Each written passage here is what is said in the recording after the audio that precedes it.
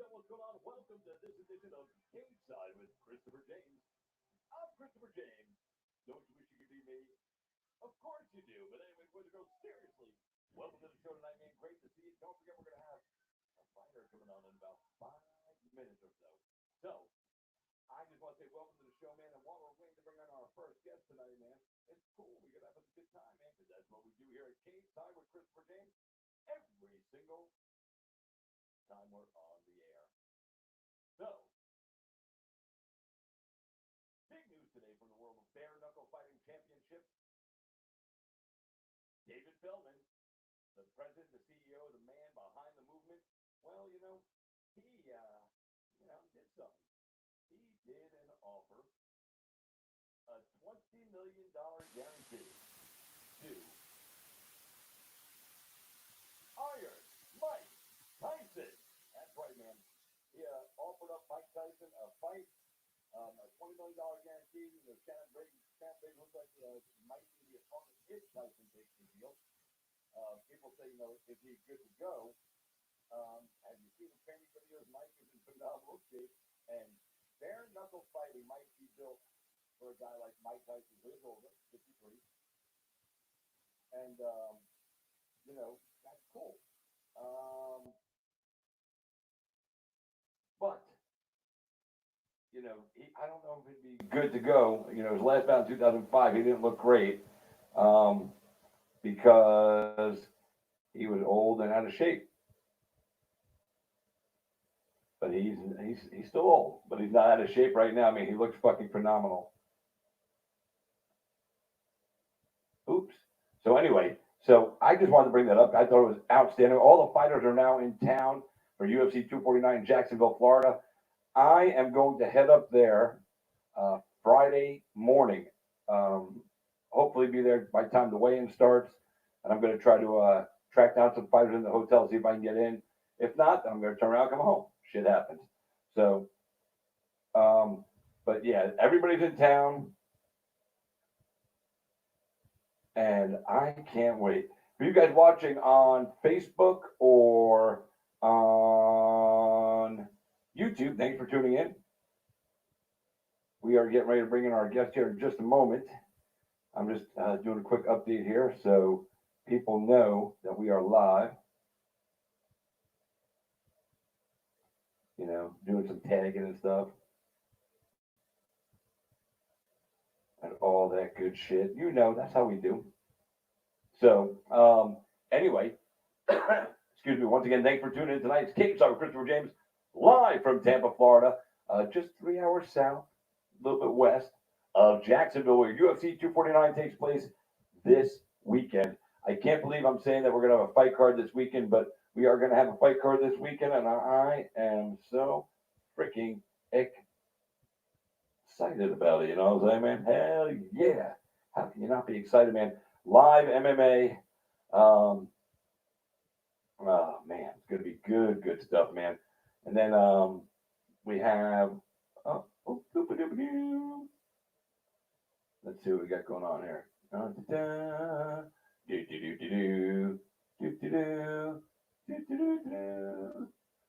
So, and we'll go over the fights, man. We're going to bring in our guest here in just a moment to get him to come on with us. So, and we'll get his take on, the main card of the fight, this fight card. And, we've made our picks already a couple of times, and we'll make them again because that's what we do. So, I hope you guys are ready because in just a moment, we're going to have him jumping in with us. Let me just shoot him a message. Ready when you are. Yeah, man, good stuff going on tonight, man. I am excited. And I'm excited to talk to this young man. He's just a bundle of energy. Fun, exciting. He checks all the boxes, you know what I'm saying? He can fight. He can talk on the mic. He's got a great personality. So he should be a lot of fun. And we are going to bring him into you right now, ladies and gentlemen. Joining us on the show from Grand Rapids, Michigan, weighing in 205 pounds. Please welcome Jamahal. Oh, he had me doing the bob. Oh. Hey. Hey, watch out now. Watch out now. Hey, I like that. I'm feeling that. That's good, man. Hey, Buffer ain't got shit on me, man. One day they'll fucking realize it. But until then, it's his job. You know Yeah. what I'm saying? Yeah. Oh yeah. Oh yeah. I like that. No, no, you got to keep that. Got to keep that, man. That's how I That's do, man. swag-tastic. Watch out. Hey, if you want, man, I'll make one of those. I'll record that for you, and then I'll send it to you, and you can use it on your voicemail. Ladies and gentlemen, Hell yeah. do the whole thing, man. But anyway, welcome to the show, man. Great to have you on board. Thanks for taking the time tonight, man. Totally appreciate it. Guys, Jamal Sweet Dream Hill, and start the show off with you the same way I do with every single guest I've had since the pandemic started. Tell us a day in the life of Jamal Hill before the pandemic started, and then tell us a day in the life now that we're in the middle of this pandemic. Man, I mean, pretty much the days consist of And waking while you're up, doing that, I'm hitting probably the gonna get gym. high, just so you know. Huh? No, I mean, shit. Pretty much a day for me was just the regular days, grinding it out at the gym. Just wake up, go work out. I had about three workout. I work out Hey, like Jamal. 5, 6 hours a day. All right, here you got to do it again. Like you froze out there for it was really weird. So tell us again how your days were before and how your days are now. And like I said, I'm probably gonna smoke a little smoke while you're doing that. Oh, bro, do your thing, brother. Do your thing, brother. Cannabis. I support the cannabis movement. But yeah, we I got a just script. hey. I got Crohn's Yes, disease. sir. I'm top of the list. The people that don't do it wish they could. Man, that shit. Hell yeah, but you know me. I just at the gym, man, just grinding it out. I train I got 3 workouts a day. So that's pretty much what it was before everything came. We had to close the gym out. I had to start working out on my own, hanging out at home, and like eating a little bit, just hanging out, playing Warzone. I hopped on. I finally fired up the Call of Duty Warzone. Started getting on that. And yeah, man, just trying to weather the storm, man. Let The everything gamer pass. thing. So you're a gamer? Oh yeah, I like the game. I actually started. a Madden league. It's called Stay In, Stay Safe. Stay In, Stay Safe Madden League on online. We got like 32. We got like 32 people on that. So I play that. Usually got about a game a day. Do you ever like get like do you reveal your professional identity as your gamer tag? Like do you let people know like, hey, I'm Jamal Hill, I fight in the UFC, and you know because fans would get a kick out of playing a game with their favorite UFC fighter. I know Demetrius I Johnson. play a lot of time. Yeah, I do. I do. I game with my boys a lot. Like a lot of the dudes, they already know. So you know what I'm saying. So whenever we're in a tie, they pretty much tell anybody that don't know before I do. Before you know what I mean. So That's funny. yeah, but it's cool. Your friends probably take a lot of pride if they beat you in a video game because they can't beat your ass in real life. no, no, it's Warzone. We teamed up though. We clicked up everybody on the same team. But hey, I'm a competitor though. Even in video games, I hate losing. People they already know they seen the sweet dreams after a loss. Listen, man, it's not pretty. losing sucks, man.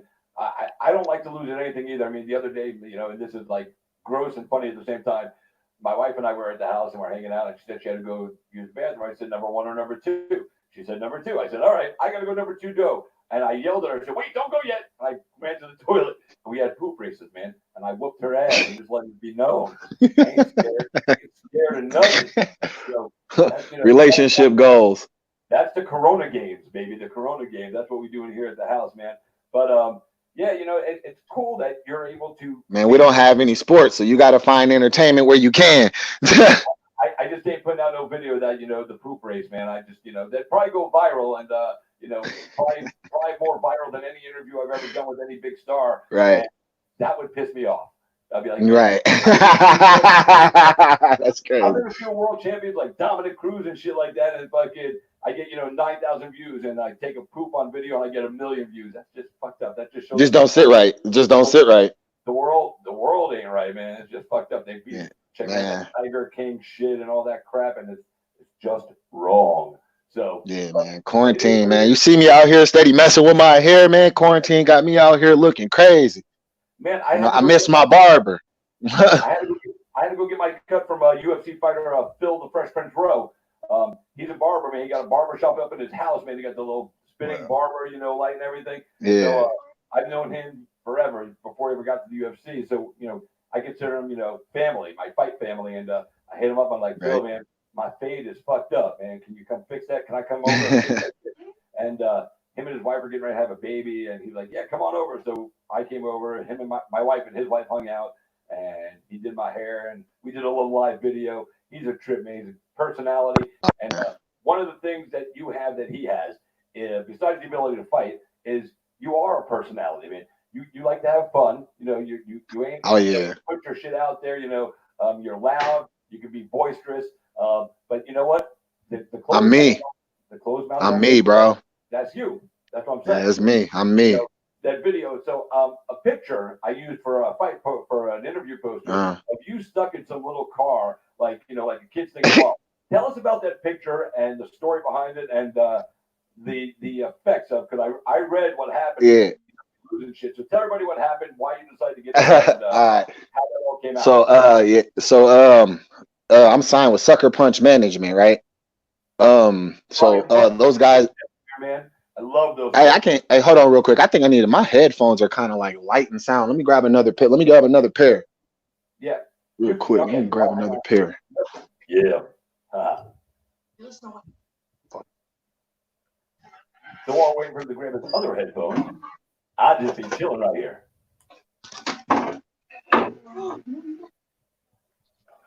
Oh, damn. I don't think these don't have a mic in them. Hold on. Let me see how I sound before when I hear me like this. I can hear you. Woo. Can you hear me? I can hear you. Yeah, that's better. I don't think we need the headphones. We'll ride without them and see what happens. Yeah. Don't, joke. Hey, caught. Let it out. Gotta let it out. I'm good now, man. Listen, he said it's not Corona, it's aroma. I got you. Right. Hey, and you don't have to tell me about letting out. I'm 51. How old are you? How old are you? I'm 28. Yeah, I've been smoking weed before you was even born, dog. I can teach you a few things. Okay. Oh yeah, okay, man. Good sir. Woo. Yeah, no, I'll be 20. I actually turned 29 the week of the fight. That's awesome. Good birthday present to yourself. We all go out there and beat somebody up. You know what I'm saying? Yes, sir. Yes, sir. But no, the story behind the picture. So I'm signed with Sucker Punch Management, and we were down in Raleigh, and there was like 5 of us. They had like 5 of us fighting on the same card. So they decided we'll just go out, stroll through the mall. We had our guy, our photographer. He came out and just followed us around. We took pictures. It was me, my coaches, Angela Hill, her coaches, and the other guys that were fighting on the card and everything. So yeah, we just were at the mall chilling, and then we just seen this car. I was like, "You think I could fit in there?" Hey, like my coach just looked at me like, "Is this another one of your fucking things? Is this another?" I was like, "I'm gonna fit in there. I'm gonna fit in there." Right. I got in. What happened after you got in, though? It was hard in a motherfucker to get out. It was hard. Like, I'm talking like my motherfucking leg was stuck. My back was stuck. I didn't realize like my shoulders was wedged. Like I needed some help. I needed a little assistance to get up out of there. And then we start walking off. Right? And I'm like, oh, my hand just so happened to brush the side of my pants, and I realized there should be a bulge there. My wallet. Had to go back to the thing and found my wallet. Some little kid would have been happy as hell. Found about $500 in a wallet. Damn. Yeah. You're lucky I didn't find that shit, man. I'm just gonna not even lie. I probably would have kept it. Shit, if I would have found it, I would have kept it. Corona cash, man. Free Corona cash. You know what I'm saying? That Rona relief. Rona relief. I ain't got my stimulus check yet, so that would have been it right there, man. So, you know what I'm saying? Since your first time on the show, you came to prominence across the national stage due to your fight on the Contender Series. You're good on Dana White's Contender Series, and it's truly the launching pad now for fighters to get to the UFC. Long gone are the days of fighters getting to the UFC, on a short notice fight. If the UFC hasn't seen you, either in the Those days aren't over. Those days aren't over. You still get those. No, but what they're doing now, and if you look at the trend, yeah, most guys that you see are coming out of the Contender Series is dope. The Contender Series was a great idea. That's the way to do it, because there's been guys that they've signed that didn't go through anything, and nobody really saw them live. They just had to take it off, a trusted manager or somebody because they needed a last-minute opponent. Now they see so many fighters, during the summer when this goes on, that they can fill card with fighters that they've seen in action, that they've seen under in the octagon, dealing with that pressure. So it's going to be the very rare occurrence where somebody jumps into the UFC. It's a difference between seeing somebody on tape and then seeing somebody in person. Yep. There's definitely Justin, what's up, Justin? Thanks for tuning in tonight. We got so what I wanted to ask you though, since we just got introduced to you again on the national and worldwide stage not that long ago, give everybody a little info, a little insider, like what turned Jamahal Hill into a fighter? Like what made you want to start? I've been a fighter. I was born a fighter. Did you? I mean, when did you start training and all that stuff? Just give it a little quick, 2-minute walk through the history. Well, I mean, growing up, I was always into martial arts. Even as a kid. So any little thing that somebody was willing to show me, I was willing to learn it. My uncles, I come from a lot of my family served in the military, so they've had hand-to-hand combat training and things like that. My dad, my aunt, my uncles, so I always had like little. I didn't hear you. I said I was in the Army when I was a young buck, man. Like stepping up for our country, Yeah. So they just showed me things, I always had somebody that was willing to teach me, still willing to show me things, and that's why I've always been willing to learn. I got into after I was gonna play basketball. I always had the dream of playing basketball or football and in the NBA and things like that. I fought my whole life. I always got into fights, especially when I moved to Michigan. When I moved to Michigan, people just like to try me, and I came up here whooping ass. And then after high school, the basketball thing wasn't going that way. The football thing wasn't going that way. And I walked in the gym and I met one of the baddest motherfuckers that ever lived in Chad Pomeroy. And he took me under his wing. Nice. So you said the football thing and the basketball thing weren't going your way. Was it, and don't be offended by this, was it because you weren't able to take it to that level in those sports, or was it just politics or a combination of a little bit of everything? Because getting into any kind of professional sport, there's some politics involved, and sometimes it ain't worth shit. Well, what it is, it was a combination of a few different things. Like me, I feel like I'm good enough at what I do for anything to compete with anybody. What it was mainly, like in basketball, like honestly, if you're not like the star, people don't like have you already picked out to be that guy. You don't have that. You don't have certain freedoms and stuff like that.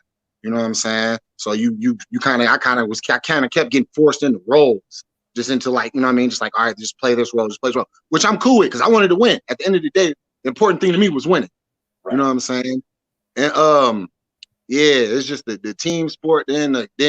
Then for football, it was just the coaching aspect. I never had a coach that I just meshed with that put us in the right position to dominate or win. You know what I'm saying? Like that. So I got tired of all those other factors, and I'd rather it be on my shoulders. I feel you, man. So now that you've got through all that, and then you decided, all right, man, I've been doing mixed martial arts, and I've been beating people up for free my whole life. You decided to give the MMA world a run. Oh man, I wasn't for free, man. I done paid for it with a lot of fucking trouble, man. That's why I'm gonna get in trouble. I might as well get paid. If I'm gonna be fighting, I might as well get paid. What kind of trouble? You mean when you were a young buck in high school and stuff, you're getting in trouble for the fight? Yeah, man, suspended and stuff like that. Like I ain't like I've been to jail maybe once in my life over some goofy stuff. You know what I'm saying? But I spent 2 days in jail. That was enough for me. You know what I'm saying? In jail on 2 different arrests. One for driving with a suspended license, and the other one for speeding. And then they found weed in my car. It's like, So, you know, And now everybody smokes weed. yeah. Now it's going to become a law, you know, and some states are reversing those charges that people went to jail for, you know, taking away the marijuana charge because it's become legal in their state now, and they feel like your life shouldn't suffer anymore because now it's legal. So now it's stupid to have that charge. So Yeah, I respect the states that are doing that, and I right, can't wait harder to get their shit together and get my shit off my record. You know, right. I don't really give a rat's ass to be honest. I mean, you know, I smoke. I got a But script. at You the know, end of the day, it all came down to money. They had to figure out a way so they can make money off of it. Now that they made money, now that they got a way to make money off of it, it's okay. Yep. Yeah. And you know what? The thing that's going to save our country and our economy is going to be the federalization of marijuana recreational. Day one of Corona, and I'll show you the video. Day one, when this all started, I immediately said, you know what? The economy's taking a dump, you know, or it was like during that first week when we really saw where this was What's heading. gonna bring us back? I Hey, said, what's going to bring us back? I said, it's going to be the ganja. It's going to be the marijuana because hey, states like California and Colorado are proving it. Michigan's hell got yeah. now. Wait, Michigan's they going to start a profit. scraping up, turning in hundreds and billions of dollars in profit in just 1 year.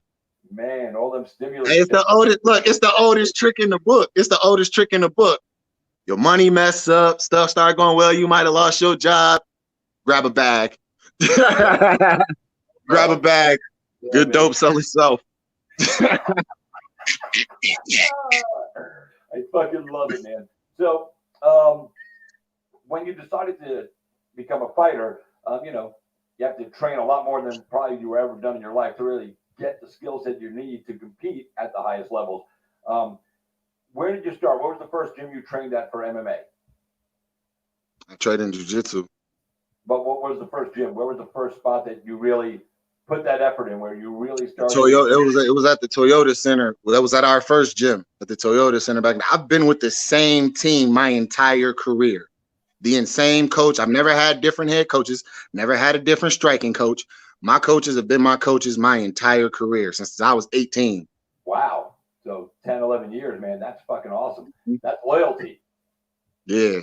We never put a game plan together that anybody's been able to beat. That's 10 years of being undefeated, amateur and pro, all the way to the UFC. If it ain't broke, don't fix it. Huh? How many amateur fights did you do? Did about 13. So undefeated, 13-0 as an amateur. No, I was 11, 0 and 2. Oh, so two draws or no contest? No, there were no contests. One of them, I was dominating this dude, and then like being young, it was like my sixth fight in my first year. It was my first year of fighting, and an inadvertent knee. You call it inadvertent knee to the head, and that was a no contest. And then another one, it was my first title fight, which I dominated this dude this entire fight. But every time, like the first round, I had him in a full mount, and I was pounding him out, and they stopped the round a minute early. Then the next round, I caught him with a head kick, and they stopped the round a minute early again. You know what I'm saying? So because of the shortening in the round time, because they kept shortening the rounds, and it's supposed to be 3-minute rounds. Right. It was a no contest. Damn, that's not even cool, man. Even in the amateur ranks, a referee and a judge and a timekeeper can fuck your day up, man.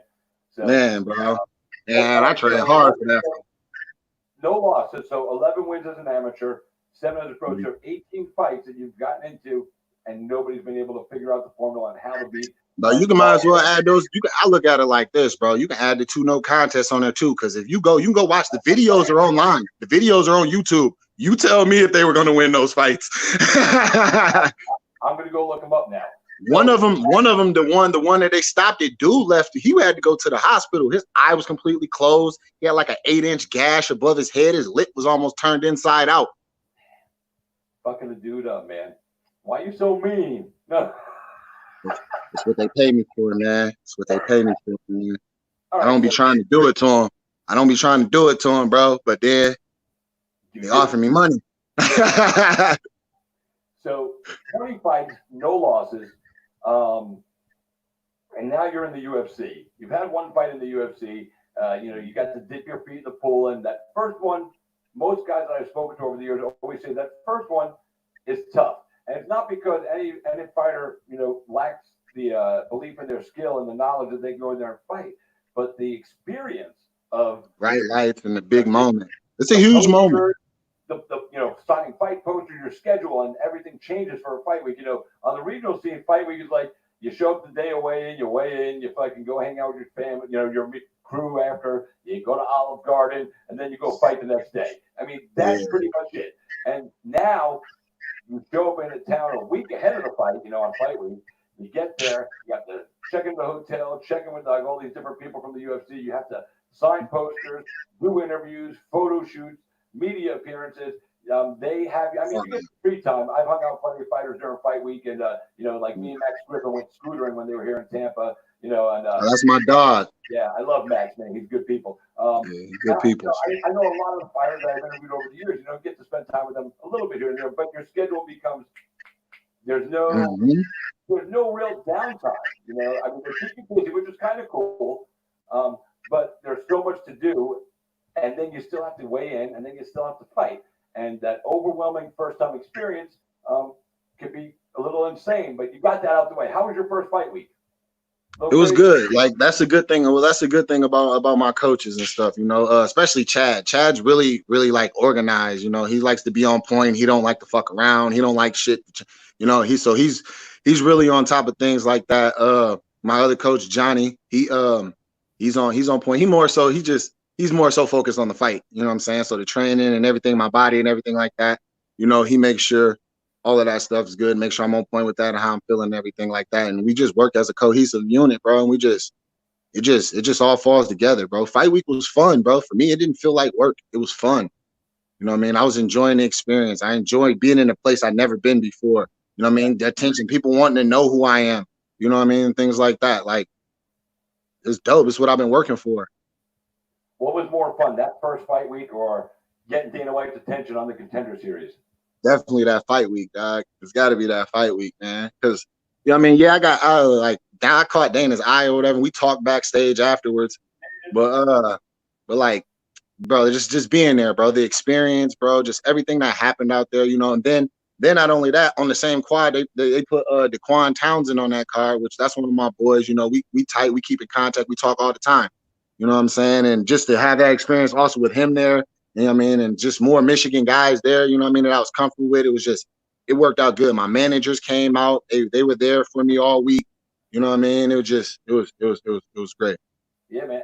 And on top of all that, you fucking won. I mean, it couldn't have been better for you, when it comes down. Yeah, I could have finished him. It could have been better. Don't get me wrong. Hey, yo, look, man. I'm one of my hardest critics, man. I expect a finish. I expect dominance. Well, finishing and dominance gets those bigger checks. I always bring up the example of Mike Perry, the young fighters that are coming in, and even sometimes I have conversations with fans about fighter pay. Mike Perry has an up and down record with the UFC, but Mike Perry, when he comes to the octagon, you can almost people watch. Because he's going to come out there, he's going to work, and he's had a couple of performances where he didn't deliver. But hold on, bro. I like Mike Perry. Mike Perry's a dog. He get in there, he get in the dog fights, but I ain't with that. I ain't with that. I ain't with that. I love Mike Perry. Mike Perry is one of the Florida fighters here in my region, and I've been at his fights when he was a young pro coming up. So he's part of the fight fam. You know what I'm saying? Yeah, that nose after that fight. Here's the thing that I was getting to the point of Mike Perry.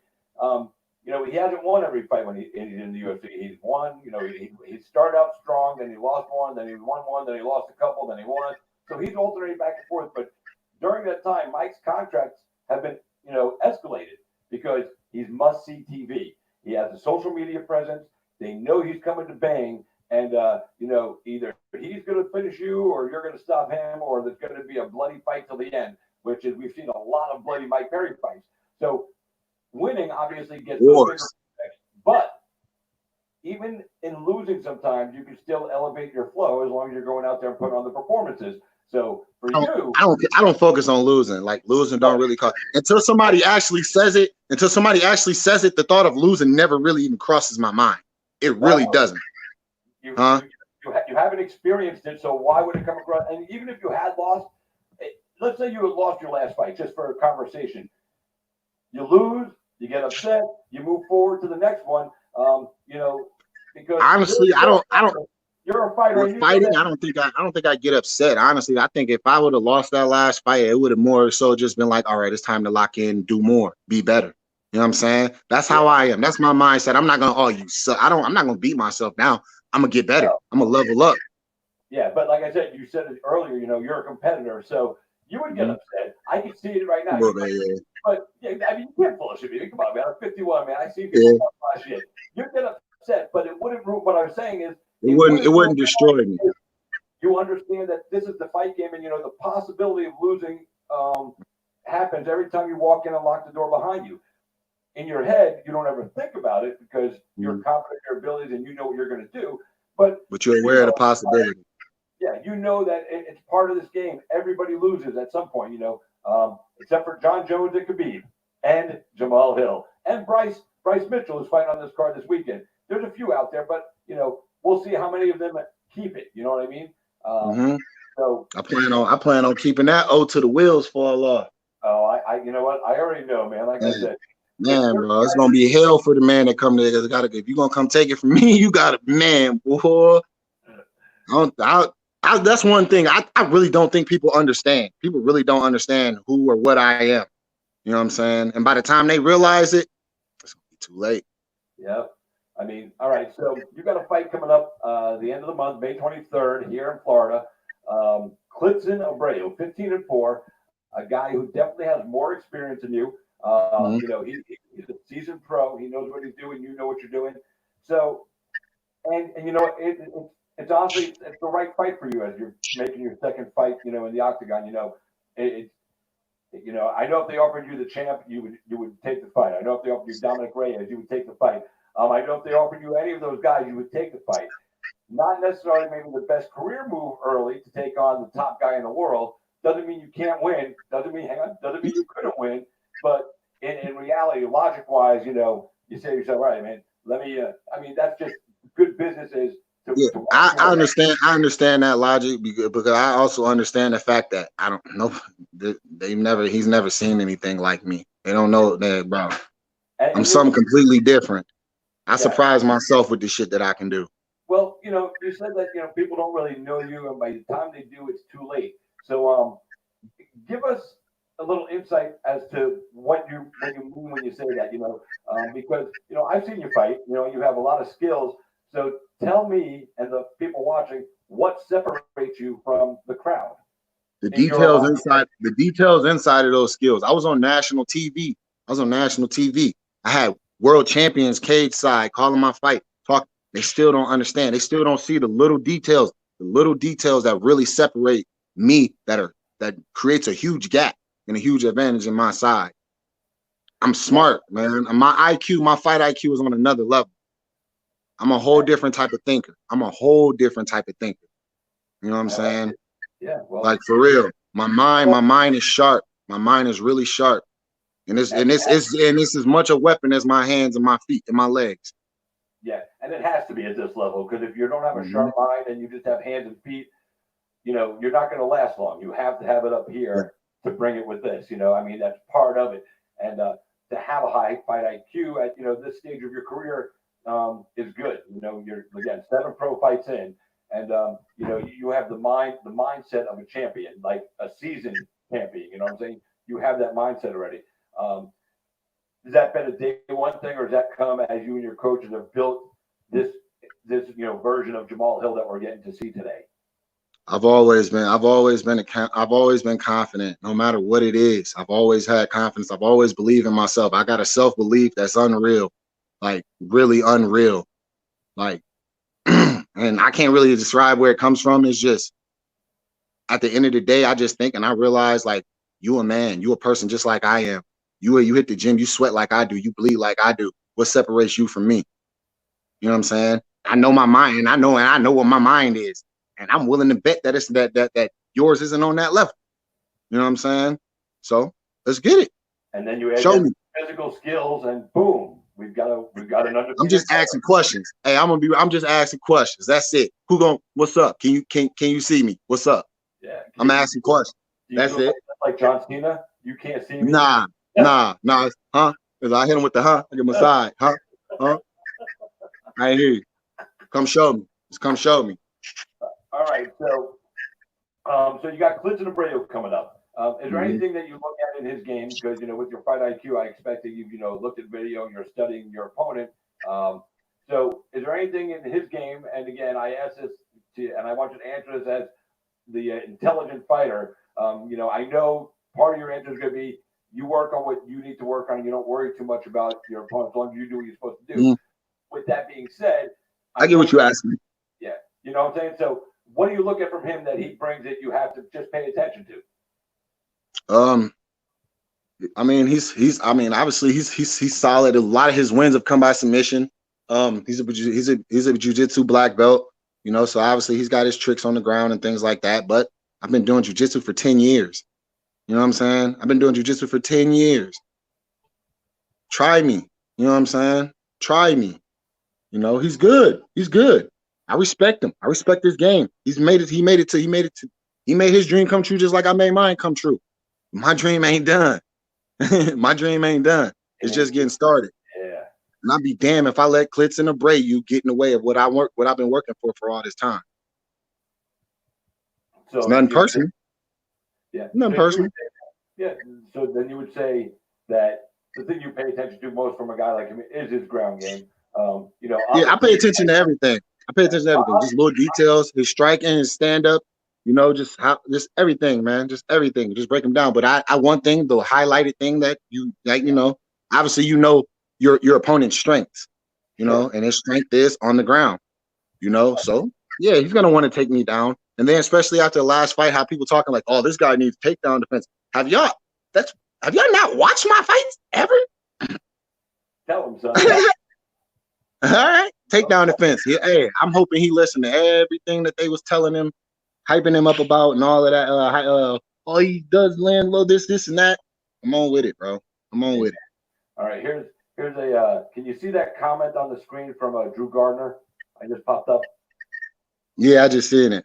It's can't wait for the UFC fans to see Jamahal Hill again. He's gonna blow up. People Drew knows. Drew knows. Drew been around me for a while. Yep. And again, I haven't been around you for a while. When I start seeing guys hit the Contender Series, I start paying more attention because if I try to watch every fighter from every region, my head would explode. Yeah, right. So, when I see guys, or like on an LFA title fight, I watch those, and I kind of know some of the LFA guys because they're that close to going to the UFC. Plus the guys. Yeah, my big dog was on there. Close, Yeah, big dog Brett Martin, he was on there. He did. He did his thing. People try to say whatever they want to say. Oh, he got DQ with. Oh, y'all broke the rules. So you mean to tell me a fighter had you so frustrated that you said fuck the rules? 2 fights? You know what I'm saying? How is that his fault? Right. You know what I'm saying? Come on now. Give my man his credit. He put pressure on them boys. He had them boys so tired he applied so much pressure to them that they were like, fuck this. I'm just gonna take an illegal shot. My man's did it twice and then more than one time. You know what I'm saying? It's funny, man. When you just did that, and you changed your voice, all I could think of was Eddie Murphy. Because he'd be talking like his self, and then he'd pull on his white guy impersonation, dude. And yours was just hysterical, dude. It just took me right to an Eddie Murphy scene, dude. I'm cracking the fuck up inside and outside. I'm smiling like a motherfucker. It's fucking funny. You have a reputation of being a fun guy. Are you like a prankster in the gym? Do you screw with your friends and like play practical jokes? And if you do, tell us one of your favorite practical jokes that you pulled on somebody close on your team or anybody in life. Tell me the best practical joke you've ever pulled on anyone. Man, I done did a lot of pranks on people, bro. I do it. This is always this little things. I've changed my. I know how to change my voice and things like that. So I call my mom sometimes. That's another voice. Like, yeah, we have this outstanding bill. We have this outstanding bill in your name. I was wondering if you had a minute to talk about these charges.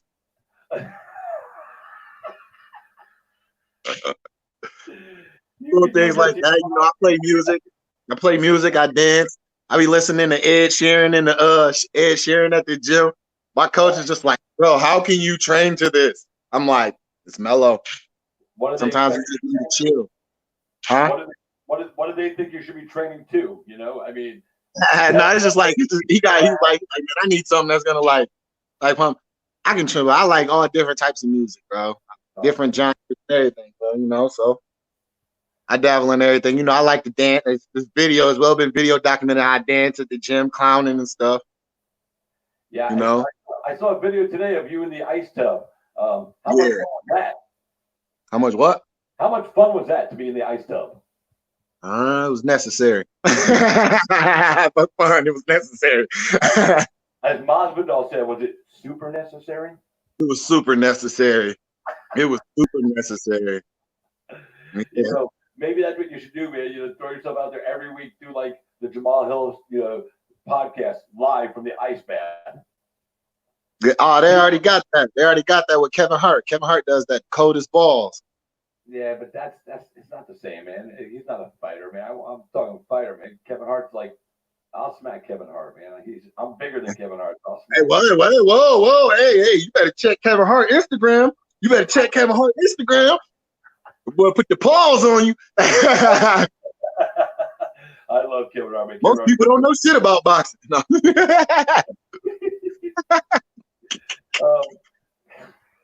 You're killing me, man. I love it. Um,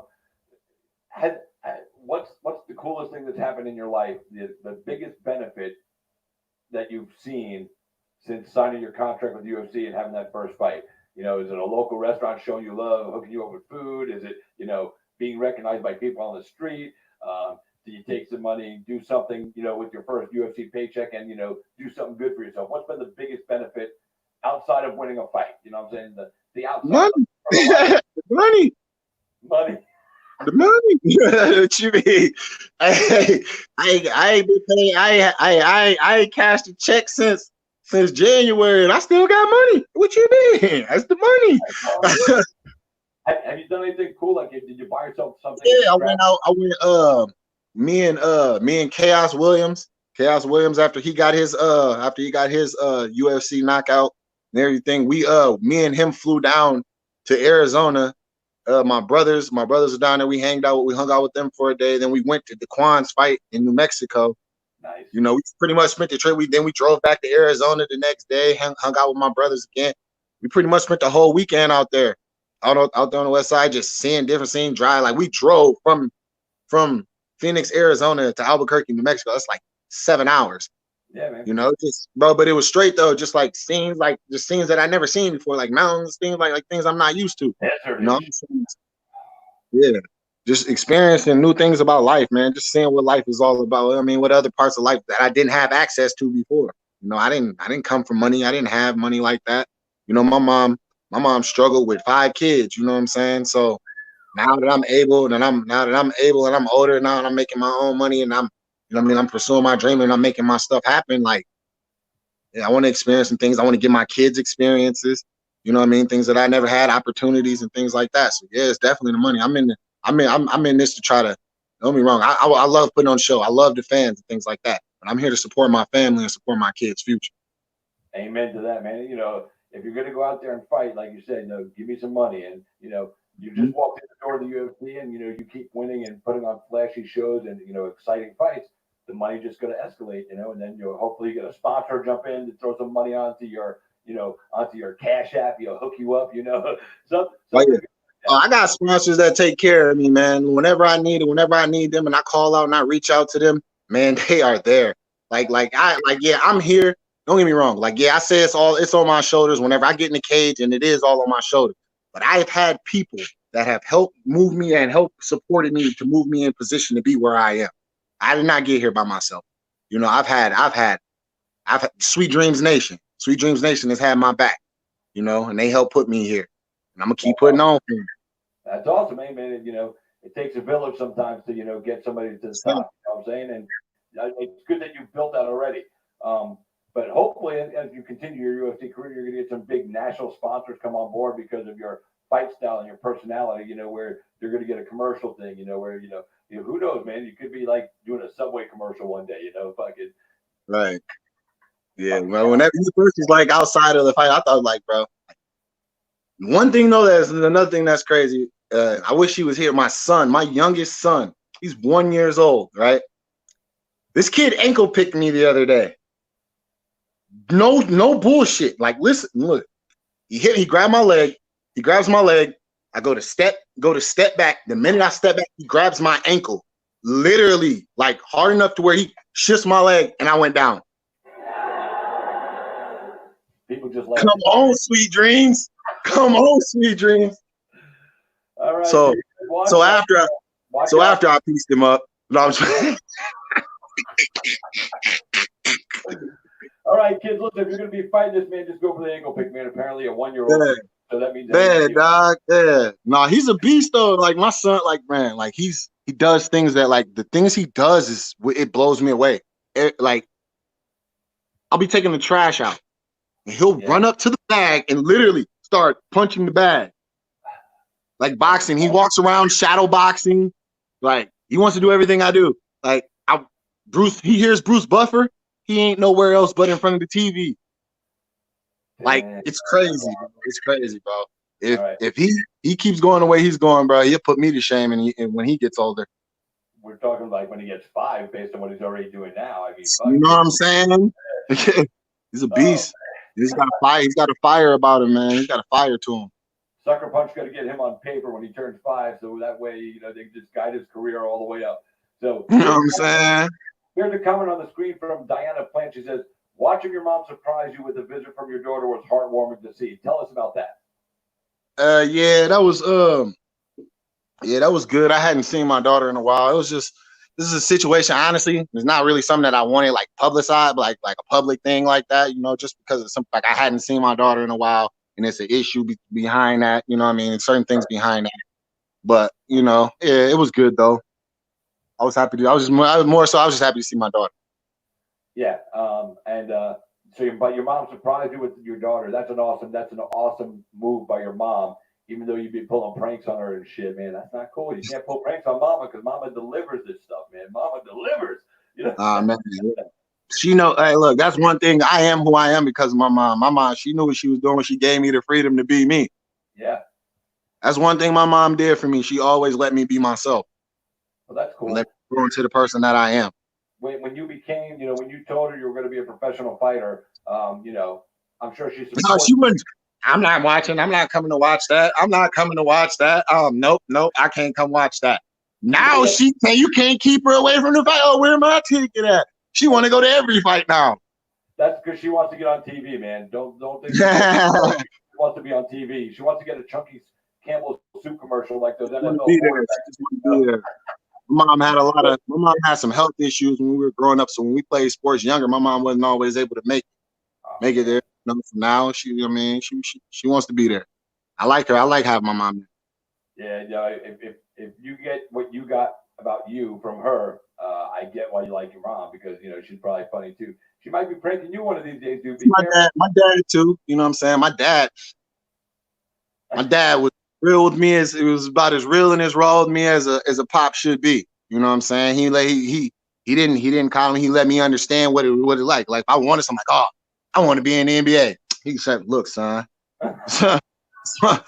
you over here playing the game. It's somebody with that same dream. He at the gym. Who you think gonna make it? You know what I'm saying? Certain things like Pops let me know, man. Pops let me know. Yeah, and that's good. I like how when I asked you about your mom, though, you were like, I ain't gonna watch with the whole head movement and everything. I am. Nope, I ain't watching that. Nope.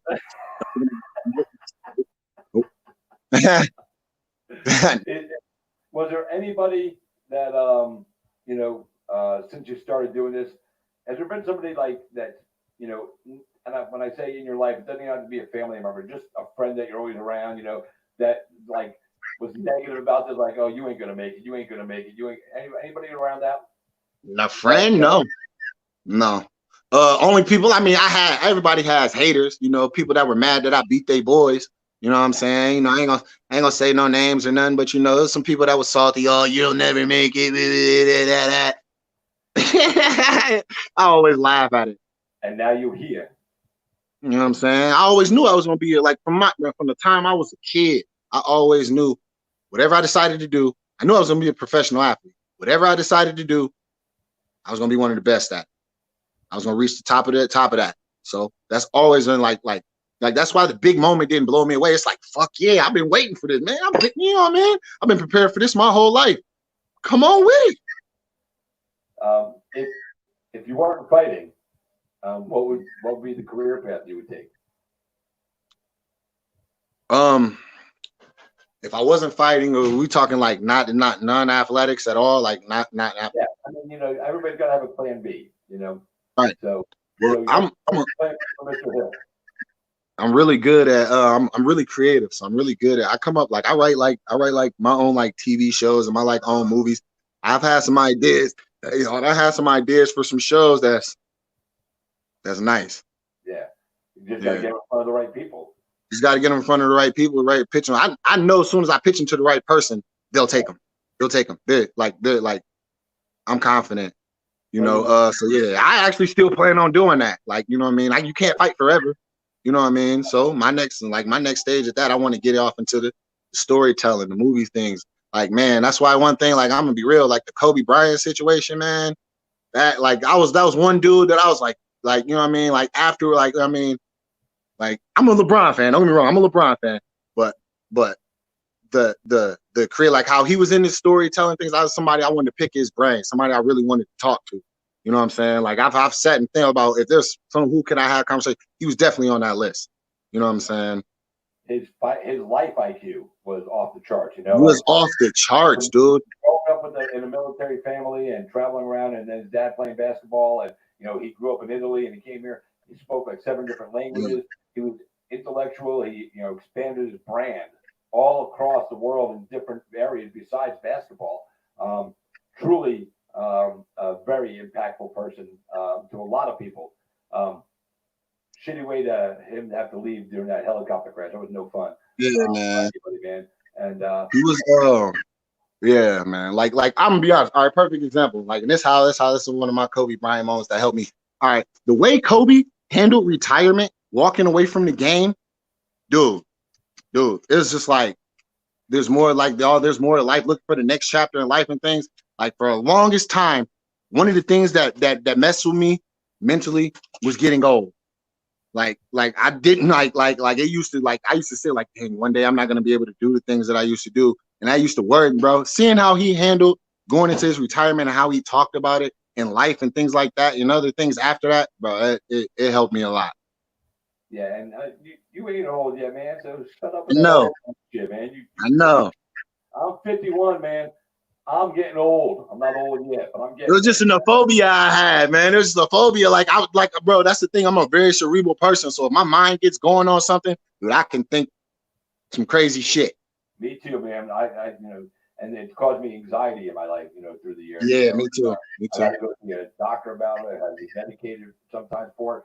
But at this point in my life, I'm so in touch with who I am as a person, as a man, as a husband, as a grandpa, and all that stuff, and what I want out of my life and my career. And so I'm good. I'm here, and I'm like happy to be here, and just go up a little bit every day. That's all I worry about. And I don't let the stupid things run in my head anymore. It took me a long time to figure it out, but doesn't mean it can't get me tomorrow. I had a little anxiety. Right. Yeah, no, I know exactly, bro. I know exactly what still sometimes my mind will slip into some thoughts and it's just like, fuck. And yeah, it happens. But you know what I mean? That's why you have leaders and people like like Kobe and things like that to to help share light for the rest for other people. You know what I mean? Hopefully one day I can reach and be one of those people. You know what I mean? If I can help some people out of some situations or some things that they're going through, just by saying what I'm going through or how I'm thinking, you know what I mean, or something. Yeah, man. That's the main thing. Like that's the main thing. Like growing up, I wanted to be rich. Then I wanted to be famous. Now I just want to leave an impact. You know what I'm saying? The things that last long, because like the main thing for me was legacy. Like, you know what I'm saying? I want to be remembered. I want to be remembered. Like I don't want to just be another name that passed through time. You know what I'm saying? I want to be remembered. And part of that is changing things, you know what I mean? Leaving an impact, a certain impact that you have to leave, you know what I mean, to help people and things like that. And I want to do that. Yeah, and you should definitely do something like that, man. I just changed. I'm back in the Contender Series studio now. The crib, home court, home court. That's where you got to dip your foot in the pool, man. So and that's good. So you said something that you're a LeBron guy. So being a LeBron guy, I'm not a LeBron guy. I love LeBron James. I think he's a good. I say this because I'm grateful that he came to Miami and played with my Miami Heat and helped them get a couple more titles. But Dwayne Wade got a title without, LeBron. But he also had he also had a very well physically dominant Shaquille O'Neal. But later, don't get me wrong, Dwayne Wade was phenomenal. He played with a chip on his shoulder, and part of that reason is because he played with that chip on his shoulder because everybody was disrespecting that man. Absolutely. You know what I mean? Not giving him his due. He felt like he wasn't getting his due, and he went savage on the whole league. Yep. Listen, I've had season tickets to the Miami Heat since day one of that franchise, and I still do. So I don't get to go a lot now because I'm up in Tampa and I got work and family and everything. But I hit a few games every year, and I give the rest of my ticket partner, and he gives them out to kids down there, from his dentist practice. So it's all good stuff. But get your boys some tickets. Yeah. Maybe when you come down, if we ever get back to fans, I'll see. Right. We'll visit the parking lot. Let's get space in the parking lot. Got to do, man. But you said you're a LeBron guy. So are you one of those guys, that thinks LeBron's like the greatest? He's the GOAT to me. He's the best. The best all-around basketball player is LeBron James. The most impactful basketball. I think the most impactful was Michael Jordan. But I think as far as all around, if you're considering what this player can do for your team, I don't think anybody's ever been able to do more than LeBron James. Yeah, but LeBron James, except for the one title he won in Cleveland where he didn't bring in a whole all-star team with him, all his titles have been won with all-star teams that they've assembled. Hang on, let me finish. And Michael, I watched those finals. Hey, yo, look, I watched those finals. You telling me Chris Bosh played like an all-star in those finals? With LeBron? Certain games. And then not only that, the year that they lost to the Spurs, Dwayne Wade was hurt most of that series. Right. So without, you know what I'm saying? But see, without the cast of other big stars, LeBron has had issues with. The year that they won when they went in the game. Hold on. All right. Also look at the year that they won going into Game 7. This is a perfect example. All right. Everybody talk the Ray Allen 3-pointer. Ray Allen saved. Ray Allen. Go back to 3 plays that led up to that 3-point play. All LeBron James plays. Right. But chase down a key block, key 3-point shot. LeBron has passed up on the big moment more than he should have. He played. No. He makes the right play. No, hey, he's hit buzzer beaters. He's got more buzzer beaters than Jordan. I don't think so, man. Not in the big. Look it up. And good playoff buzzer beaters. Playoff buzzer beaters. Look it up. Here's what separates Jordan from LeBron. Okay, and I'm gonna. Scottie Pippen. Michael Jordan never won without an all-star team. He was the best player on the best team. Wait, Scottie Pippen was not a heralded all-star when he came into the league. He was not. Listen. No, he wasn't. He was still a number. He was wait. He was the 5th overall pick. He still wasn't deemed the all-star guy. He was a. It doesn't matter what he was deemed. We just talked about this. What people say that you are, as opposed to what you really are. But again, he always was Scotty. He was always Scotty. Oh, listen, he had Scotty. He had a running mate. John Stockton and Karl Malone. That's you're going to have a tandem, 2 guys on a team that really run shit. So they had theirs, but Scotty couldn't win without Michael. You said what? Scottie Pippen when Michael left. Mike didn't win without Scotty. Shit. The year that Michael Jordan retired, they were a buzzer beater away from going back to the finals. True or false? Now, I'm gonna be honest, and we talk like look at the team. You say Miami was a super team. They had Dwayne Wade, Chris Bosh, LeBron James. Chris Bosh. They had changed Chris Bosh's entire game. They changed his entire game. You know what I'm saying? So he wasn't the same. He wasn't the same player. Outside of them, they had Mario Chalmers and Udonis Haslem. He was better because he came to the Heat and he changed his game. to adapt to fucking win with a group. But here's the thing I'm going to say that you keep cutting me off before I get it out. So, oh, my bad. Go ahead. It's all right, man. It's all right. I like the back and forth, man. But Michael Jordan, during his era, when he was fucking dominating everything, none of the other big stars in the league won. You know what I'm saying? Akeem, hey, look. He stopped. Team Olajuwon. Listen. He stopped the biggest stars in the league from getting titles. You know, Karl Malone and Charles Barkley and all those guys that went for titles against you got shut down. Patrick Ewing never won a title because Michael Jordan was there. These other guys in today's league win titles. You know, look at Golden State, man. They surpassed fucking anything. All right. Yep. Yeah, true. But you also got to look at the era. You got to also look at the era. Go back and look at the game tapes and look who was guarding Michael Jordan. These motherfuckers built like you guarding Michael Jordan. Come on, bro. Guarded Michael Jordan, man. Bro, those dude, motherfuckers, he didn't have 7 foot tall. He didn't have 7 foot tall people that could dribble and shoot just as good as he could, plus play defense and move as fast as he could. He didn't play against the same athletes LeBron played against. Look at what they did. They got Stephen Curry, the best shooter of all time. Klay Thompson, probably in the top 3 of best shooters of all time. Yep. Kevin Durant, one of the best physical freak scorers of all time. Draymond Green, the defensive player of the year. You know what I mean? Andre Iguodala, who came in, he was a superstar. Look at what he was doing in Philly. You know what I'm saying? They had a fucking squad. Iguodala. Jordan never played a team like that. Jordan never played a team close to that. Name them. Name them. Yeah, the basketball today is not as tough. You know, and when Jordan was doing it against the big teams like the Knicks, you know, where they had Ewing and Mason and that whole group. They was physical. When you had to play Detroit against Bill Laimbeer and Dennis Rodman. He didn't win against them, though. You can't use them because he didn't beat them. He didn't win against them until they was about to retire. Isaiah Thomas dropped like fucking 25 points in the fourth quarter on a broken leg. Oh, come on, man. Oh, man. Come on, man. We gonna act like these things didn't happen. Jordan didn't win until the people in his era got old and retired. Magic, bro, he beat. Look, all right. Championship number 1. We're gonna go back. Championship number 1. They beat the Lakers, right? They beat the Lakers, right?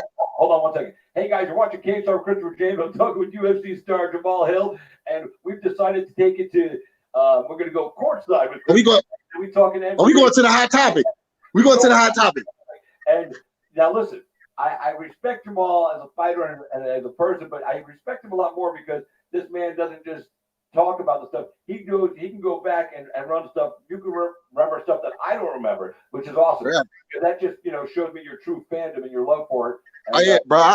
Now I'm kind of aggravated that you didn't go play in the NBA. Bro, I followed everybody. You know what I mean? Because that's the thing about me. I try to learn wherever I can. So yeah, I took certain things from Michael Jordan's game. I took things from Kobe's game. I took things from LeBron. I took things from Tony Parker's game. You know what I'm saying? Like wherever I felt like could learn something, I learned it. You know what I mean? So I did my homework. But yeah, we could talk about it. We could talk about all 6 of them rings that Mike won in the competition that he faced. They were inferior to the team that they were facing. Wow, man. I don't know about that. So name one team. All right, name one team that they played against that was better than them. That was a better team. All right, let me bring up some numbers here because I'm old and I don't have a memory anymore. Oh, damn.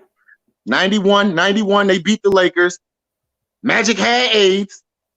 Kareem was gone. James Worthy was hurt most of the year. You know what I'm saying? So they beat an old on the way out the door Lakers team. The next year, who they beat? They beat Portland. Was it Portland the next year? They had Clyde Drexler. All right, so 91. 92. Let me see. Yeah, Clyde the Glide, man. Shit, now you're bringing up. He was a beast. He was a beast, but he couldn't shoot. He was a beast, but he couldn't shoot. So what they do? Scotty, sick him. Scotty, sick him. You know what I'm saying? We win. We win in 5 games. Like, come on, bro. Then he played against Phoenix. Bro, who did Charles Barkley have on his team? I'm having a hard time remembering. Who did Charles Barkley have on his team? Who was on that Phoenix team with Charles Barkley that was going to compete with Michael Jordan, Scottie Pippen, B.J. Armstrong, what was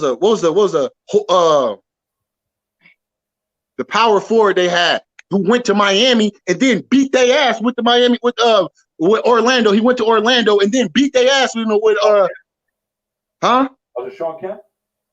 No, it wasn't Sean Kemp. He played for the Bulls. Oh, he played for the Bulls. Hold on. He played for the Bulls. He won the first 3 championships with them. Then he went to Horace Grant. You know what I'm saying? We're gonna act like who? You know what I mean? You gonna act Horace Grant was money from mid range. Bro, come on, man. And not only that, Mike was before his time. You know what I'm saying? So already you got this freak that's before his time, and then you got all the pieces and all the other box to check in other players. Yeah, but I mean, John Paxson, Luke Longley, John Paxson was a beast. He wasn't. Paxson was money. How many clutch shots did Paxson hit for them? Hit for them. A few, but again, dude, he wasn't the. And then when he was gone, they got Steve Kerr. When he was gone, they got Steve Kerr. Steve Kerr was money. Steve Kerr won about 5 championships. He won championships with the Spurs too. Yeah. Everybody else on Mike's team went to another team almost except for Scotty. He was went to 1 championship with another team. Then they changed the game when they picked up Dennis Rodman. Now you got the ball. You know what I mean? You got the bully. Now this man gonna get boards, and if somebody come in, he's got the presence to intimidate people coming to the rim. He did, you know what I'm saying? Scary motherfucker. Talk about a brilliant marketer for an athlete. Yeah. I'll never get seen on the cover of ESPN magazine with Mike Ditka. And he's in a wedding dress, and Mike Ditka's wearing, the tuxedo. I mean, I remember seeing that on TV as a kid. I was so confused, bro. It's like he's marrying himself. I'm like, hey, it was just. I'm like, mama. What's up with that, man? Who that man? It was a preview. What's wrong with him? Have in 2020, where it's cool to do that now. So it's all right. Oh yeah, 2020 now it's all good, but back then, man, that was strange. Oh no, it's strange. It's a strange thing to see. So, your passion for basketball. What about your passion for football? Who's your team? Lions, dog. One pride. When we win that championship, it's gonna be beautiful someday. I'm a Jets fan. I have been my whole life, and I've never seen my team. I've seen them get to the AFC Championship game. I think twice in my life. What you say your team was? I didn't hear you. The New York motherfucking Jets, yo. Oh, Jets. Jets. Okay. So you know my pain. No. You know mine because I've been dealing with it longer than you've been alive. Right. Hey. I like that. I've got this room. This is my studio / sports room in here, and yeah. I have a green screen thing up behind me now because I like the way that looks better than I used to have like pictures back there. I'm going to change it all around all the time, but over in this side of the room, I have a closet full of I've got about 45 Jets jerseys. Over here, I've got about 60 of my 150 Jets hats, Jets blankets, Jets stupid shit. I've spent so much money on being a Jets fan, I should fucking punch myself in the face 1,000 times. Look, even here's my mouse pad. I don't know what happened in New York sports, dog. I don't know what happened in New York. Outside of the Giants, bro, it's been some sad decades. Oh no, man! I mean, the Yankees been good, we come. Oh yeah, right. I don't follow baseball, but hey, I'm gonna be honest with you. I played baseball in the 1st grade.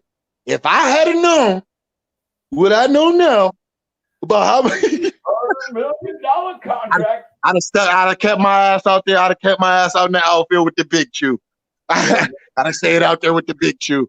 Them bases like Ricky Henderson, get that money and fucking. Man, bro, them boys getting stupid money out there, man. Listen, and I say this, all athletes, except for fighters in the UFC until you get up to a certain level. Right. All athletes make a lot of money and it's a little more serious for mixed martial artist or a boxer because you're going one-on-one combat, real physical stuff. Trying to hurt. The object is to hurt somebody. Is to hurt each other. Hurt somebody and fucking beat the crap out of them so they can't fight back. Yeah. Baseball players, football players, hockey players are tough sons of bitches. And some of these guys make so much money for playing the game. And I hate when I hear an athlete, especially a football player or a baseball player or a basketball player, complain about the money they're making. This $30 million isn't enough. I need more. You remember when Latrell Sprewell was complaining about money? He's like, I can't play for $18 million a year because I've got 12 kids. Well, fuck Yeah. If you can't feed 12 kids making $18 million a year, motherfucker, you're doing it wrong. And you need to get Right. an advisor immediately. Like the fuck is you buying them? And stop having babies, motherfucker. Right.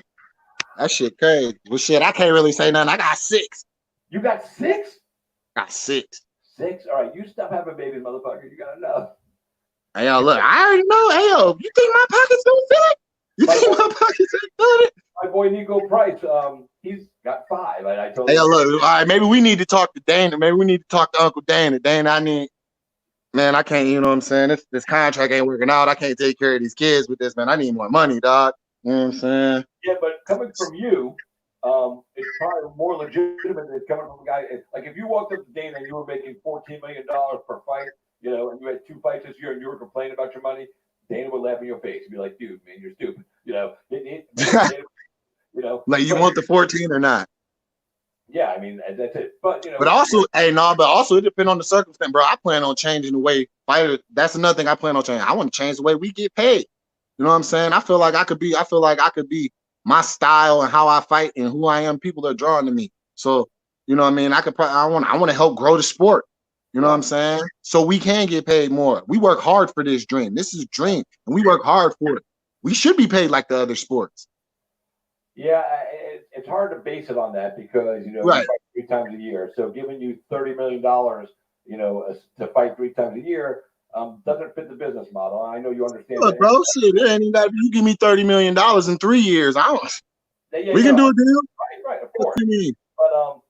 But I still think you guys do deserve more money. But and you know what, Conor McGregor put more money in your pocket because he did.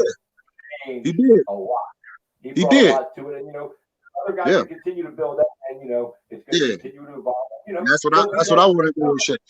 He another person who I wouldn't mind hollering at Conor, picking his brain about some things. You know what I'm saying? He been in the business longer than I have. Bro, I'm not. 5 or 6 years ago, before Conor, when Conor started doing all that, I think it's 6 years now. 6 years ago, this dude was living on welfare, eating potatoes in Ireland, and now he's approaching billionaire status with his business, assets. He was one of the top 5 paid athletes in like 2016, 17 or something. Brilliant by that man. Made the Forbes. That boy made the Forbes list. Yes, hey, and he made the UFC bigger. Ronda Rousey made the UFC bigger. And Anderson Silva, John Jones. Yeah, but Bisping, Michael Bisping, you know what I'm saying? Even though him and my coach are best friends.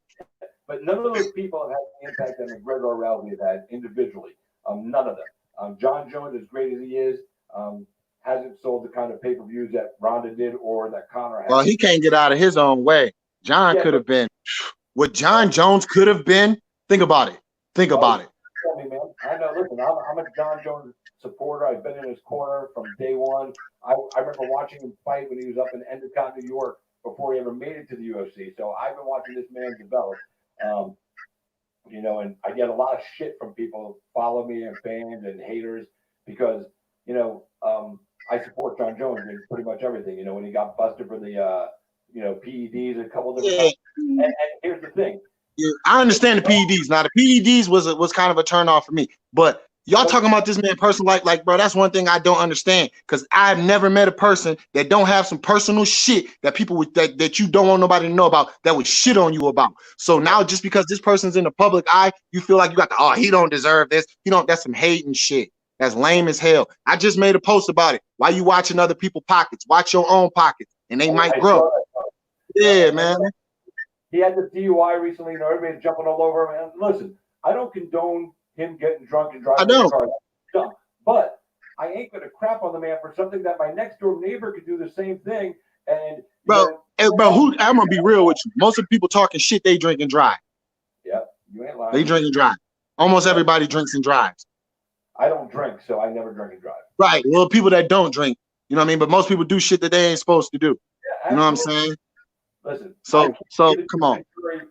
Until the Lord above calls me up on the phone. Not saying not saying drink and drive. Don't drink and drive. Like I don't drink and drive, but most people that I mean, until the Lord above, sends me a text or hits me up on Instagram and says, Chris, you are perfect. You can now judge others and cast down on them. right. I ain't doing that shit. Right, bro. I'm not a judgmental person, bro. Whatever you do, whatever you go through, that's on you. As long as you treat me with respect and you come at me the right way, we gonna be good. Like when he got arrested for the car accident a few years back where he hit the car and the girl was pregnant and he ran. Listen, he's a young man. He's a professional athlete. He panicked. He made the wrong move. The sentence that he got from the state of New Mexico was the exact same sentence I would have gotten for my first offense of that crime. Because I spoke to the district attorney when that story broke. I reached out immediately. As soon as the story broke, I was on the phone. And I reached out and I asked him, what are the potential outcomes? What would be the worst penalty and the worst penalty you could get and what's probably going to happen? And he broke it down for me. And he got exactly what the DA told me, the DA's office told me on the phone, because it was his first time. He came back, he owned up to it. He made restitution with the family. People are like, you should have went to jail for 5 years, 10 years. The fuck out of here. He's famous. Fuck you and that bullshit. That's your jealousy.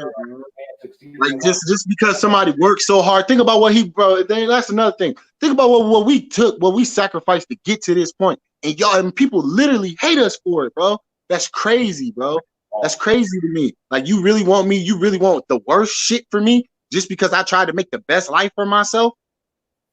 The one thing I really truly feel bad for every professional athlete, not just fighters, every professional athlete is, you get into the line and then people think they have a right to tell you about your life. Now, what you should do with your money? Oh my God, bro. Bro, people literally try to tell me how to spend my money. Like, bro, if you don't get the fuck out of my face, like that shit's crazy. You know what I'll tell you to do with your money? Be smart with it. Yeah. Do what you gotta do. And if you want to get a little crazy, go ahead, man. But I gotta get a little crazy sometimes. That's another thing. Like, bro, you can't give motherfuckers this type of money, bro, and not expect them to do some shit with it. Just gotta be smart about what you do. Yeah. Taking care of your investment for the future. And you're with Sucker Punch and Brian Butler and those guys. Yeah, they look out for me. That was one of the main Butler. That was like one of the first conversations we had was about, dude, your money, get it right, set this shit up. Get your shit in order. I mean, that's he can help you. Yeah, and he said he would. Yeah. I talked, bro. Brian's good. He's so smart and he cares about his athletes beyond just your success in the octagon. I want you to succeed in life outside of it because again, you're not going to fight forever. So his job is to help you attain the most money you can, and then help to make sure that when you're done fighting, you ain't ever have to worry about money again. Hell yeah. Hell yeah. That's why I signed with him. Like, and then like the guy, like another one of my man, he's with Sucker Punch, Dave. Like me and Dave talk all the time. Like me and Dave talked on the phone today for like an hour and a half. Yeah, Dave's my guy, bro. I mean, they take care of me, bro. They look out for me. Any questions I have, I call and I ask them, bro. It's a relationship. And when you get it, when you become a part of my journey, you become, bro, we pretty much family, bro. Because my success is riding on you too. You know what I'm saying? If I got to depend on you for this job, bro, you need to come on in. We need to be on the same page. We need to have an understanding. Right on. All right. Well, listen, man, we've been riding out on this show for about an hour. So I know you had a long day training. I don't want to keep you up too late because I know you're going to get up tomorrow shit all over again. So we're going to finish up with 2 segments here. First, we're going to you and me are going to make our picks for the main card of UFC 249 this weekend. And we're going to start at the first fight, Greg Hardy and Jorgen De Castro. Who you got? Oh, I'm gonna have to go with Jorgen just for the, you know what I mean? That's the Contender Series alum. You know what I'm saying? Season 3, baby. Hey, Hardy was on the Contender Series too now. Huh? Hardy was on the Contender Series as well. I said season 3. Oh, your season. I got it. All right. So Jeremy Stevens and Calvin Kattar. Calvin's good. Jeremy's a beast. The only thing I worry about with that is if Calvin gets him down, kind of wears on him a little bit. Yeah. But I'm gonna go with Calvin, staying undefeated. All right. Let's see. Francis Ngannou versus Jairzinho Rozenstruik. I got Ngannou. I got Francis. Bro, I've been at the PI. I've seen Francis multiple times. Yeah. I ain't betting against that man. Yeah, I'm taking Rozenstruik. He's got something special going on right now, and He's gonna. He got dominated that fight. He got dominated that fight with Alistair Overeem. He got straight up outclassed and then just caught him at the end. He's got something special, man. If he tags Francis, he's gonna tag Francis like Francis ain't never been. But also, I haven't seen a whole lot of him. Don't get me wrong. I haven't seen a whole lot of him. Henry Cejudo defending the bantamweight title against Dominic Cruz. I'm taking the one and only Dominator. I think he's just got more footwork and more style and more ability to do different things. Henry's a beast. Don't get me wrong. Champ. Respect that. But I think Dominic's going to be better. Give me Cejudo. Okay. I'm taking Cejudo. Saying I met Dom. I love Dom, bro. But I'm picking with my head. Cody Garbrandt destroyed Dominic Cruz with his boxing. Henry Cejudo's boxing is better than Cody Garbrandt's. No, it's not. It's not? Henry Cejudo's boxing is not better than Cody Garbrandt's, dude. Cody Garbrandt grew up as a boxer, dude. Come on. He grew up as a boxer. And I guarantee you, if those two fought, I'm taking Henry Cejudo with those hands. I seen Henry Cejudo throw hands. All right. Henry Cejudo is tight. He's tighter, and he's smarter. Cody Garbrandt throws hard shot. He's skilled. All right. Cody Garbrandt has more skills as a boxer, but Henry Cejudo is smarter as a boxer. Henry Cejudo is a phenomenal wrestler who's learned how to throw hands, but his style of throwing hands, honestly, and I listen, and I do not like Cody Garbrandt in the least. He talks a lot of shit, never backed it up. He got it knocked out twice. I don't care that TJ was on a little juice. The point is, you got clocked because you aren't as talented offensively and defensively as you told the world you were. So, with that being said, I still got to say his hand speed and skill is better than Henry's. Not saying Henry couldn't beat him, because Henry will beat him in other ways. But his approach to the boxing. I'm thinking. All right. Let me clarify myself. You talking as pure boxing. I'm talking as far as MMA boxing goes. As far as MMA, that's incorporating everything. You know what I'm saying? The in close. All right, you got to worry about a takedown. Now this motherfucker come up and hit you with a combo and things like that. When it comes to those MMA hands, I'm taking Cejudo. Okay, you can take Cejudo. That's right, man. It's good to we can agree to disagree. If we agree on everything, brother, you already know, brother. That would make the show shitty if we agreed on everything, man. Main event: Tony El Cucuy Ferguson versus Justin Gaethje. I'm going with El Cucuy. Me too, man. I'm going with El Cucuy. The Michigan man, the mitten.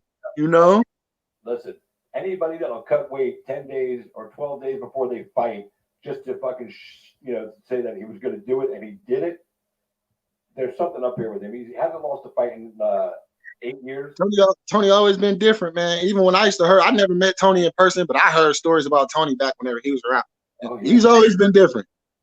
I know a couple. Actually, one of the guys that trains at my gym wrestled in college wrestled at the same college. We were on the same wrestling team. That's awesome. He's just different. And here's the thing with this fight. Tony has to get out of the first round and the power of Justin Gaethje, because whenever Tony fights, the most damage and most trouble he gets into is the first round. If he gets out of the first round, it's going to be a long night for Justin, and I love Justin. He's got a gas tank. He's got a good tank, but I like the way Justin started fighting smarter, because before he kind of did like a Cody Garbrandt, went in just swinging like fuck it, let's just bang. He's been picking his shots a lot more. I like that. And I'm thinking we might even see a little wrestling out of him. He's a phenomenal wrestler. Yeah. Wrestling. I also say, but I'm taking Tony to win this one, and I'm also, when the fight happens, Tony Ferguson versus Khabib, I'm taking Tony. It just brings more to the game. I don't care how dominant of a wrestler Khabib is; he's phenomenal. I'll never say that he's not. Hey, that's my pick to beat. That's my pick to beat Khabib too. Tony is my pick to beat Khabib, just for the simple fact of Khabib has wrestling. Tony can defend wrestling, and Tony, his stand-up is just like, it's so unorthodox. It's so weird. He can catch Khabib, and Khabib's open. Don't get me wrong, Khabib's open. Like he can be lit up. Like somebody with hands like me would light Khabib up. You know what I'm saying? Dominic Cruz has probably the best footwork I've ever seen in MMA. He's so unique and so unorthodox with his. I took some things from him. Yeah. But Dominic Cruz, most unique footwork. Tony Ferguson, pretty much the most unique striking style. from the top. His footwork is great, but Dominic Cruz kind of set a bar. But Tony Ferguson has done the same thing. It's really kind of funny that these two are, main event, co-main event, because you know what? I just thought about something. I'm gonna go back. I'm Sweet Dreams, and I'm going back. Give me Dominic, man. I just thought about Dominic long as fuck, bro. He long as hell. Yeah. And yeah, that movement. Yeah. Give me Dominic. That's right, man. Get on the Christopher James train. Now you know what's up. Yeah, no. Yeah, give me Dom, because that movement with him trying to shoot. I don't know, man. He's gonna shoot, and Dominic ain't gonna be there. He's gonna hit air. I think he's gonna shoot and grab air. Yeah, I just thought about that. You just started talking about it. I just started thinking about it, moving, just seeing him like because I actually mimic things from Dominic Cruz in his movement. Dominic yeah, Cruz is Dom. Give me Dom with that reach and that movement. And he's gonna. That's what I'm saying. He's gonna move. And listen, Henry's game has improved dramatically over the years. Yes, he became a champion. I got a little caught up in the moment. But being a champ and doing that is great. But this is Dominic Cruz. This isn't him fighting Cody Garbrandt. Where he's gonna be able to punches. This is Dominic Cruz, and now you got to be offensive against Dominic, because Dominic likes to counter and then come at you. But one of the things that's been the reason for his success is because when you go to hit him or take him, he's not there. Now, a lot of knee injuries, but he's been on the show for a few years again, so he don't have that same mileage. I don't believe in ring rust, and I don't believe in ring rust because of. I don't believe in ring rust for real either. I mean, it can be a thing, a little getting comfortable, but Dominic said it, and you've been in there for long enough. If you've been doing it long enough, it's muscle memory. But no, the ring rust, he said, is an excuse for an athlete that loses, and then they want to say, well, I've been out for 2 years. Well, that just means you didn't train enough and put yourself back where you're supposed to be. Right. And so blame that on you. That's a you problem. That's a you problem. That's not a ring rust problem. That's just because you didn't. It's a you problem because you ain't put the work in. Because at the end of the day, that's exactly what that's saying. You ain't been putting the work in. There's moments, obviously, Jose Aldo put in the work when he fought Conor McGregor, but he got caught. You get caught sometimes. That's one punch. Anybody can be caught. And he caught Conor at the same time. At the same time. So what if his punch landed first and hit it hard? You know what I mean? Knockout in UFC history, But So, if they fought again, I don't think it got. If they had fought again, I don't think it would have been like that. Yeah, I don't think so either. But the UFC never let it happen. I mean, because they made him such a huge star after that. Right. Yeah, and here's the thing: Cody Garbrandt beat Dominic Cruz for the title. Then he lost. Dillashaw got knocked the fuck out. Twice. But the first time, he never even defended the belt, and he got an immediate rematch. Jose Aldo, the longest reigning bantamweight champ in history. 10 years undefeated. Going into that fight with Conor, gets knocked out in 14 seconds, never sniffs the title as long as Conor's there. That was not right. If anybody deserved an automatic rematch after what they did, their resume spoke for them. Jose Aldo did, especially. You don't learn anything in 14 seconds. It's like Masvidal and Askren. Also though, I don't know if they did offer it to him and he turned it down. They didn't, and the reason they didn't offer it to him is because, remember, when they finally did get the octagon, they had spent nearly 19 months promoting that fight twice.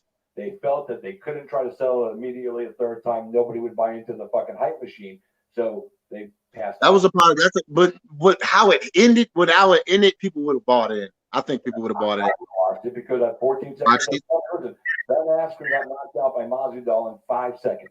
He led with a knee. That wasn't a fight. That was a highlight. Right. And he landed it right. He said he game planned for it, and I love Masvidal, and I'm a big Askren fan, but fight to fight. But it's hard for me. It's hard for you to sell me on the fact that I'm just better than him. It's hard to get that in 5 seconds, or some of Ronda's wins in like 13 seconds. So while we love the stunning, no, she was just that much better than them. Ronda was just that much better than the chick she was fighting. There were a couple of girls where she got like a 16-second finish or a 30-second finish. Sometimes it doesn't tell you everything because one fighter went into their moment. I'm not saying that she wasn't better. For her time, she was better than all of them. And everybody can shit on Ronda Rousey all they want, but they're wrong. She was better than them. She was ahead of our time. She was she was ahead of her time. That's just like Mike. Jordan, like, Tiger Woods, there's certain people were just ahead of their time. Yep. So, all right. So we've covered all that. And, You're fighting on the 23rd. We've covered a lot tonight, man. It has been one of my favorite shows, man. Talking basketball, talking getting stuck in, like, toys at the fucking park, all kinds of Yeah. Now, before we go, I told you off the air that every first-time guest on my show, I tell them they have to sing. Now, I've had over 200 interviews on my show over the years, different fighters, different coaches, managers, promoters, and everybody sings until last week.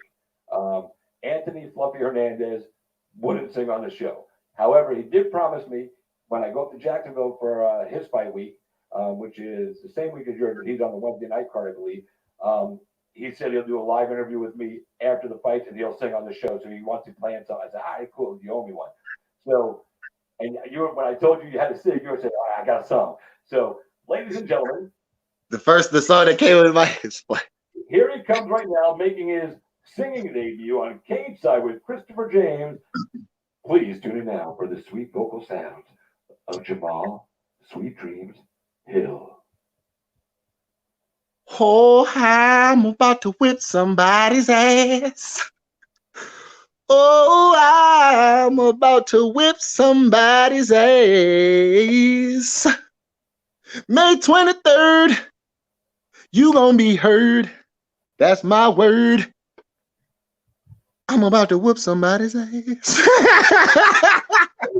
Not just a song, but an original. Thought of on the spot. There you go. There you go.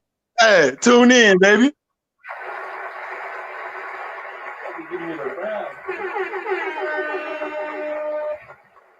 That is awesome, man. I love it. I love it. I love it. Well, listen, man, it's been so much fun chatting with you tonight, man. I really appreciate you taking the time, man.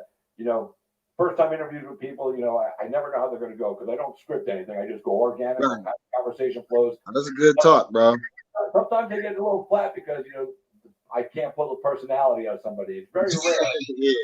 There's guys I've never been able to pull a personality. Alex the Roverine, no personality. I've interviewed him twice, man. He's like a rock.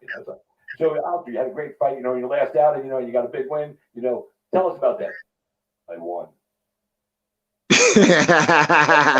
Shit, man. All right. Well, hey, guys, that was me and Alistair Overeem. Thanks for the 30 seconds. And, right. And so, like I said to you off when I messaged you, your personality is so engaging. You're vibrant. You're colorful. You're fun. But you can also talk the shit and fucking push the fight. So, like I said, you check all the boxes. So you should be fine as long as you just go out there and win. Everything else is going to fall because of the person you are. It's all going to come to you. So, thanks for taking the time. Good luck on your upcoming fight with Mr. Klitz and Abreu. Tough cat, but you got that fight IQ, so we ain't worried about you, man. Before we jump, if you want to shout out your sponsors and give out all your social media so those that are watching tonight can follow you if they're not already. Oh yeah, man. I want to give a shout out to my sponsor at Lizard Lick Apparel. Partner with me with the Grind Hard USA, Fearless. We wear it. It's a mindset. I also want to give a shout out to Next Day Construction. If you need a roof, they the truth. They've been with me. Man, they take care of it. Unbelievable. You need a roof, they the truth. Next Day Construction, man. Hit them up, man. That's what's up. I want to give a shout out. You doing that? Huh? They need to film a commercial with you doing that. Hey, how you doing, the UFC star Jamal Hill? And if you need a roof, they the truth. Put you on TV doing shit like that. You become a spokesperson, for a local car dealership, and then boom, you blow up and you're a movie star. We'll see what happens. But yeah, I also want to give a shout out to my Black Lion family. I miss you guys at the gym. The whole team, Coiler Gracie family, everybody, Kalamazoo, Outcard. I miss you guys. Love you guys. I appreciate you guys. My training partners, the guys that's been grinding with me, my coaches, Johnny Grigwire, Chad Pomeroy, the guys who've been showing up every day, putting in the work with me, Big Dog Brett Martin, my boy Mark Gilbert, Michael, my cousin Michael Taylor, man, my boy Juan been with me since, man, dog. Like, it's just, I got so many soldiers with me, man. And I really appreciate them. And I also want to I would also like everybody, if you can, if you're watching this, say a prayer to a special one of our gym members. Her name is Mel. She was diagnosed. She had a tumor just removed from her spine. This is literally one of the sweetest people in the world. The last person that deserves this to happen to them. But she's strong and she's a fighter and she's fighting through it. I just want to send my thoughts and prayers with her, and I hope everybody can do the same with that. And yeah, man, appreciate y'all. That's awesome, man. And you guys get your prayers up, man, for this lady. She sounds like she's an amazing lady. She's an amazing lady. Well, listen, man. It's like, again, it's educational on me when I get to talk to a fighter for the first time, and you fulfilled what I thought it was going to be, and then some, man. Great conversation, man. You are welcome to come on anytime. Maybe I'll have you come on with me, and we'll do because we don't agree on a lot, like for fights. So maybe we got a debate show. We're gonna have a debate show. Maybe every time there's a big pay-per-view card coming up, I'll invite you on and we'll do our fight picks together. What we'll have to call I don't know, what can we call ourselves? It's got to be something ridiculous, like the old Jew and the young black guy. I don't know, man. Oh man, we got to think of something. Yeah, we got to come up with something. They have when you get beat up, they call you Black and Blue. We'll call our show Black and Jew. Let's go. Yeah, something, man. We gotta come up with something, man. Vanilla and chocolate, something. I don't know. What is it? Yeah. Oh, that's it. We'll call ourselves Kosher Chocolate, the MMA review show. Your rabbi and your. Call it pick your poison, chocolate and vanilla. Pick your poison. Well, listen, man, it's been a pleasure having you on, man. We wish you the best of luck in your career, and we'll definitely, have you on again, and we'll talk more. Reach out to me, man. Just reach out to me. I really want to. Next pay-per-view after this one, we're going to do a full review of the whole card. You and me, man, we're going to have a lot of fun with it. Oh, we're going to go back. Hey, that's what we can do. We'll do a review of the last card, and then we'll pick for the next one. Yeah, we'll go over our picks, man. So at UFC 250, we're going to go back and look at our 249 picks and see who got the most right out of the 5. And actually, hey, we can do this. We can do this and keep tracking after a certain amount of time. Somebody owes somebody something. Yeah, we'll figure that out. So what I do on fight weeks for pay-per-view cards is, when I can take the fight poster with all the cards on it, right? And I put it up on my page, and I make my picks. So they're out in public, and then other people jump in, and whoever gets the most wins a free cage side T-shirt.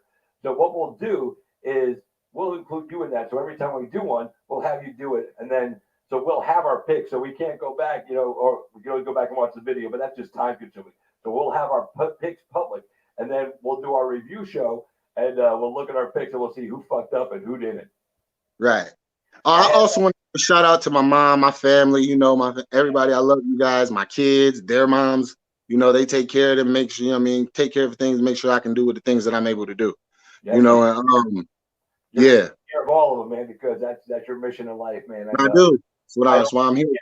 I don't see anything getting in your way right now. So, full steam ahead, move forward, stay in that positive mind frame that you got, man, and you're going to go far, young man. I'm Thank so you. old I can say that shit. You're going to go far, young man. Hey, all right. Enjoy the rest of your night, and, too, brother. taking the time in, and we'll you go ahead and click on out if you're ready to go. And, guys, let's hear it for our man, the one and only Jamahal Sweet Dream.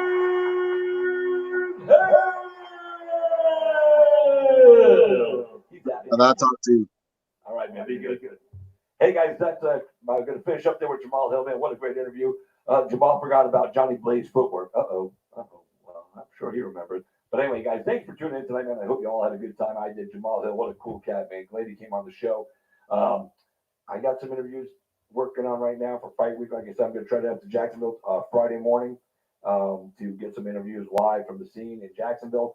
So I'll keep you posted on all that. Thanks for tuning in as always. Thank you for letting me be a part of your life and you guys being a part of mine. Until next time, boys and girls, I'll tell you what, man, it's awesome. But until next time, we got to head on out to the slumber land and we're going to go home. So you all have a good night. Thanks for tuning in to Cage. I'm Christopher James, and we'll see you next time.